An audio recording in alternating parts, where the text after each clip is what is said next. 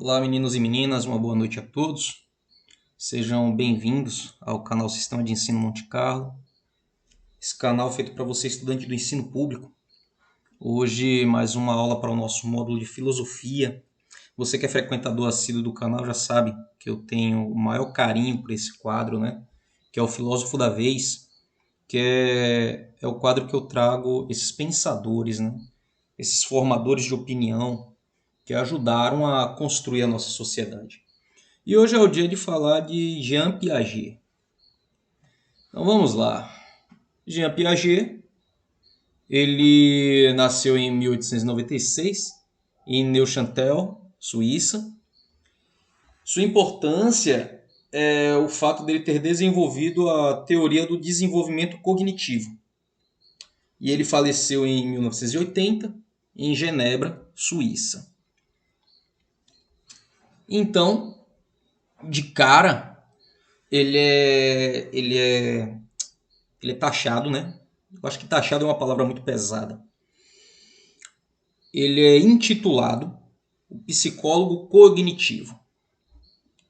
E o que seria essa cognição? Do que é que essa teoria ela fala?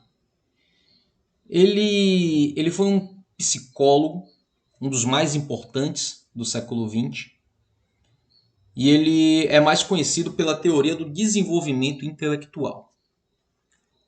E essa teoria ela diz que os seres humanos possuem um cronograma geneticamente determinado que governa a emergência de determinadas capacidades cognitivas. Piaget dizia que a maneira como a criança de 5 anos de idade entende o mundo é qualitativamente diferente da maneira como uma criança de 12 anos entende o mundo, e por sua vez é diferente da maneira que um adulto entende o mundo. Cada qual na sua faixa etária, com as suas experiências adquiridas, tem seu próprio ponto de vista sobre a realidade, né? Piaget identificou 4 etapas diferentes de desenvolvimento na mente humana.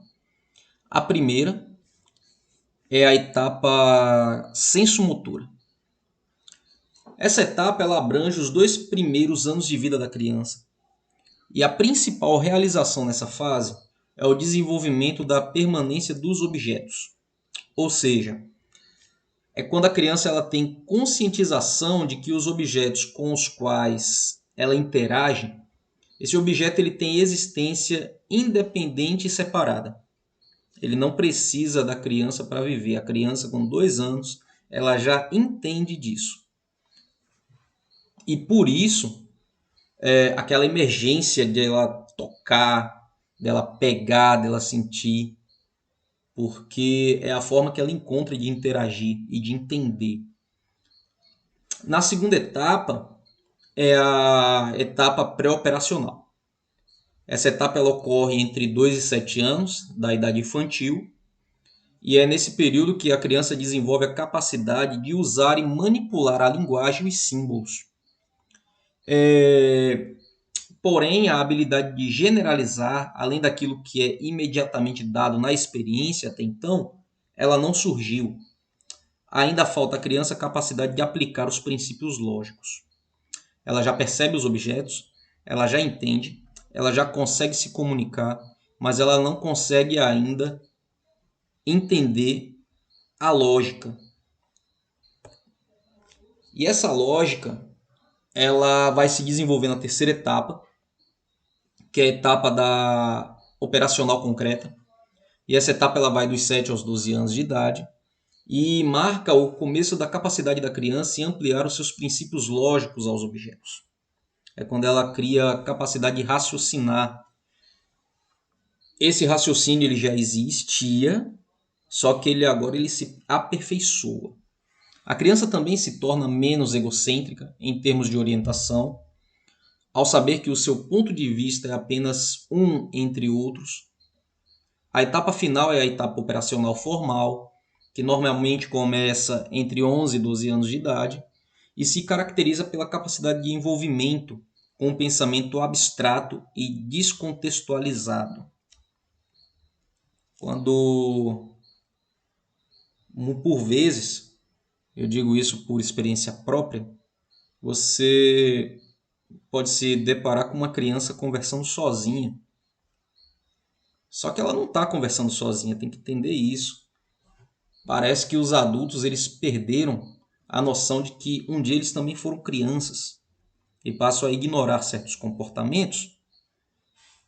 Mas ali é a criança, aquele hábito de falar sozinha, ela está desenvolvendo a imaginação e a abstralidade do seu meio.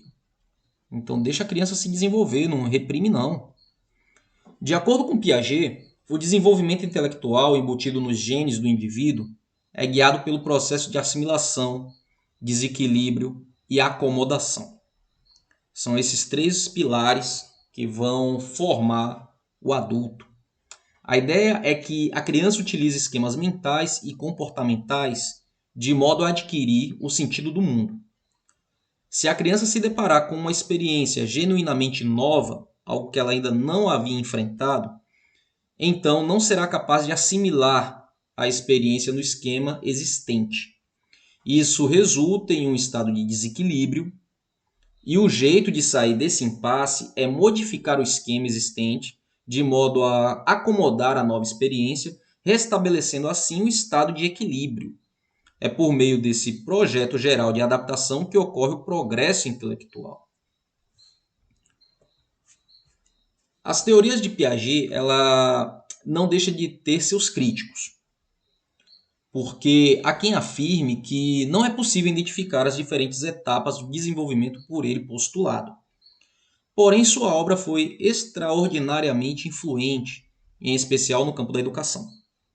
No mínimo, ele sugere que, mesmo com o desenvolvimento intelectual ocorrendo de um modo relativamente previsível, a criança será mais assistida nesse processo se ocorrer um aprendizado ativo, que enfatiza a experimentação e a interação com o ambiente.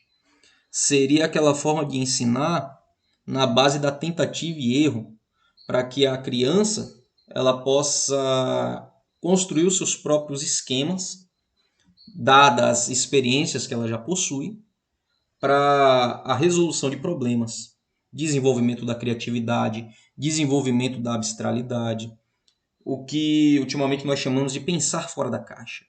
Desenvolve a atividade, a mente da criança, para que ela se torne um adulto promissor e não apenas viver reprimindo, viver ignorando, questionando, repreendendo. Disciplina é uma coisa, desenvolvimento intelectual é outra. Turma, essa foi a nossa videoaula de hoje, espero que tenha sido rica e instrutiva para todos vocês.